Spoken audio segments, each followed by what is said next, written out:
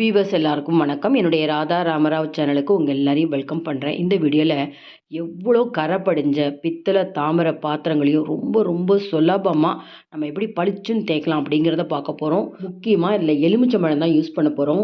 ஒரு எலுமிச்சம்பழத்தில் கால் பகுதி இருந்தால் கூட போருங்க. வித்தின் செகண்ட்ஸில் உங்களுக்கு தாமிர பாத்திரம் பளிச்சு நாடும். பித்தளை பாத்திரம்லாம் எவ்வளோ கரை படிஞ்சிருந்தாலும் பளிச்சுன்னு தேய்க்கலாம். நமக்கு கைக்கு எந்த ஒரு சைடு எஃபெக்ட்டும் கிடையாது. எலுமிச்சம்பழம் சீசன் இருக்கிறப்ப இதை வாங்கி ஸ்டோர் பண்ணிட்டா நீங்கள் பித்தளை பாத்திரம் தேய்க்கிறதுக்கு விலை அதிகமாக எலுமிச்சம்பழம் விற்கிறப்ப போய் அதிக காசு கொடுத்து வாங்க வேண்டாம். இது 6 மாதத்துக்கு அதிகமாகவே ஸ்டோர் பண்ணிவிட்டு நினச்ச நேரம் இந்த பித்தளை பாத்திரங்கள்லாம் தேய்க்கலாம். எலுமிச்சம்பழ தோலியும் தூக்கி எறியாமல் இந்த லிக்விட் எப்படி தயார் பண்ணலாங்கிறத பார்க்குறதுக்கு முன்னாடி இது வரைக்கும் என்னோட சேனலுக்கு சப்ஸ்கிரைப் பண்ணாத வீவர்ஸ் உடனே சப்ஸ்கிரைப் பண்ணி பக்கத்தில் இருக்க பெல் பட்டனும் ப்ரெஸ் பண்ணி எனக்கு எப்போதுமே சப்போர்ட் பண்ணிகிட்டே இருங்க. எலுமிச்சம்பழம் லிக்விடு தயார் பண்ண போகிறோம். அதுக்கு பார்த்திங்கன்னா நான் ஒரு 20 எலுமிச்சம்பழம் எடுத்துகிட்டு இருக்கேன். 1 கிலோ வரைக்கும் எடுத்துகிட்டு இருக்கேன். இதில் பார்த்திங்கன்னா செகண்ட் குவாலிட்டி இருக்கும் பார்த்திங்களா, விலை கம்மியாக, அந்த எலுமிச்சம்பழம் கூட தாராளமாக வாங்கிக்கோங்க.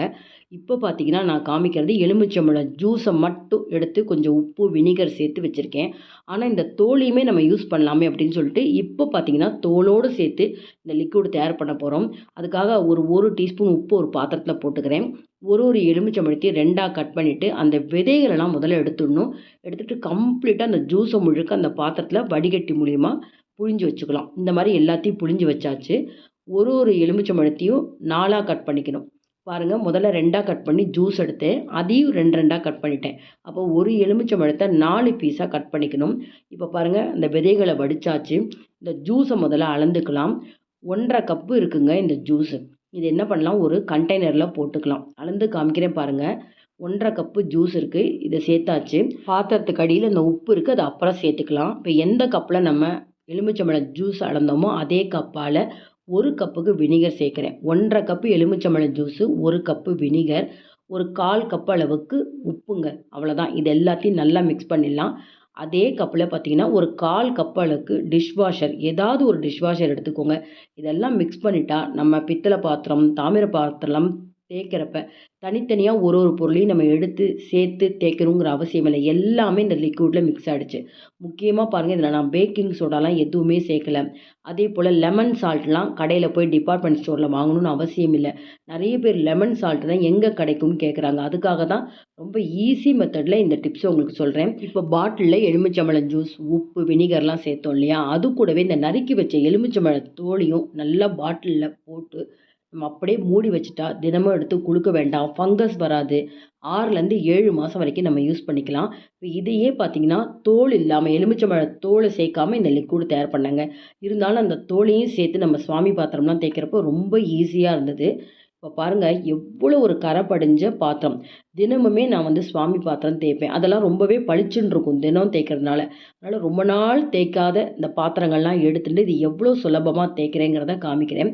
இந்த விளக்கு பார்த்திங்களா, தேய்க்கிறதுக்கு முன்னாடி நான் வீடியோ எடுக்கலை. கீழெல்லாம் பார்த்தீங்கன்னா பச்சை கலர் உங்களுக்கு பாசான் மாதிரி பிடிச்சிருந்தது.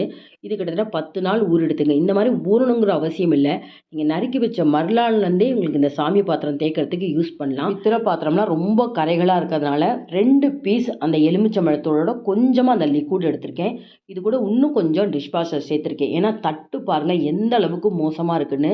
அதனால தான் திரும்பவும் கொஞ்சம் டிஷ்வாஷர் சேர்த்துட்டேன். இப்போ வேறு ஒரு சின்ன கப்பில் மாற்றிட்டு முதல்ல இந்த தட்டில் அந்த எலுமிச்சம்பழ தோலோடு சேர்த்து அந்த லிக்விடை முதல்ல அப்ளை பண்ணிவிடுங்க. ஏன்னா எந்த அளவுக்கு இது கரை ஜாஸ்தி இருக்குது பார்த்தீங்களா. அடுத்தது தாமிர சொம்பு பாருங்கள் எவ்வளோ கருப்பாக இருக்குது.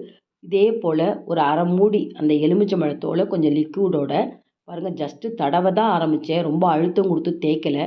இதை தேய்ச்ச உடனே நல்ல ஒரு பாலிஷாக பளபளன்னு இந்த தாமரை எடுத்து பார்த்தீங்களா. இந்த தாமரை சொம்பையும் எலுமிச்சம்பழம் அப்ளை பண்ண போகிறோம். 2 நிமிஷம் ஊற போடுவோம்.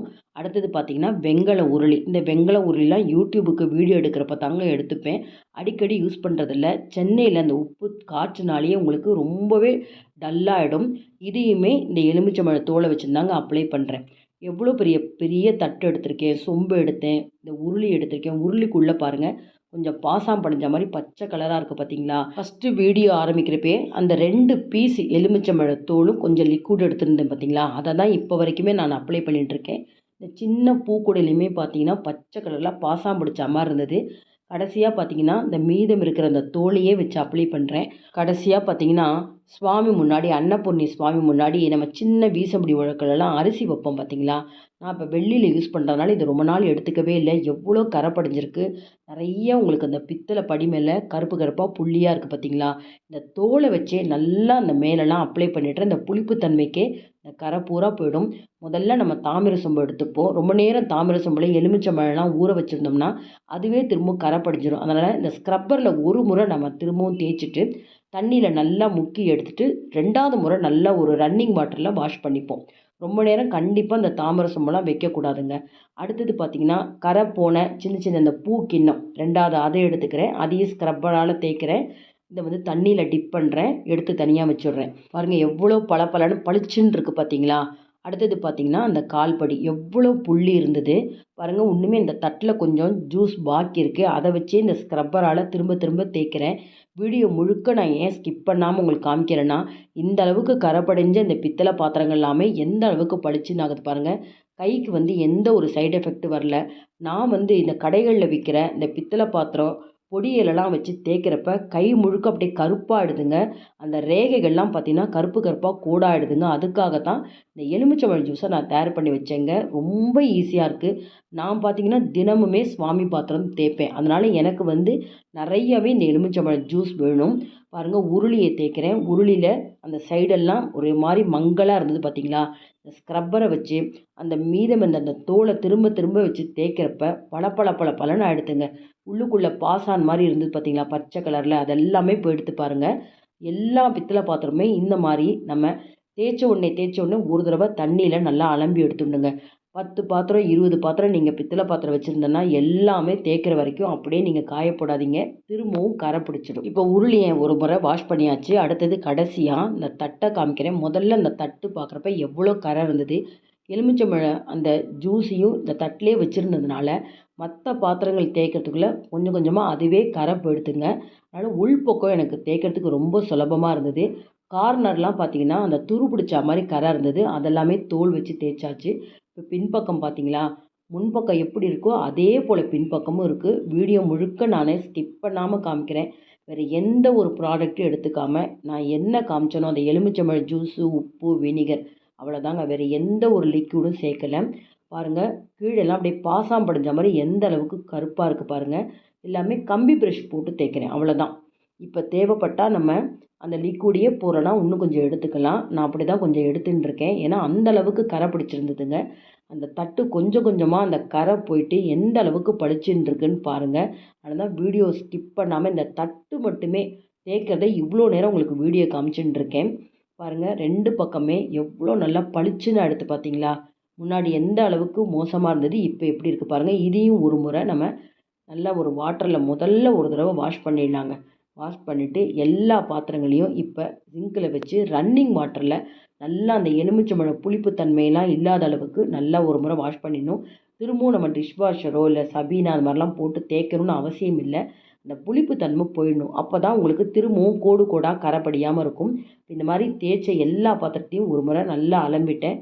நம்ம அலம்பி எடுத்த அடுத்த நிமிஷமே உடனே ஒரு டவல் போட்டு துடைக்கணும். இப்போ இந்த பித்தளை தாமிர பாத்திரங்கள்லாம் நான் தண்ணியில் வாஷ் பண்ணுறேன் பார்த்தீங்களா. நல்ல சால்ட்டு கண்டென்ட் உள்ள போர் தண்ணி தாங்க. சால்ட்டு கண்டென்ட் இல்லாத நல்ல தண்ணியும் ஆரோ வாட்டர் கிடையாது.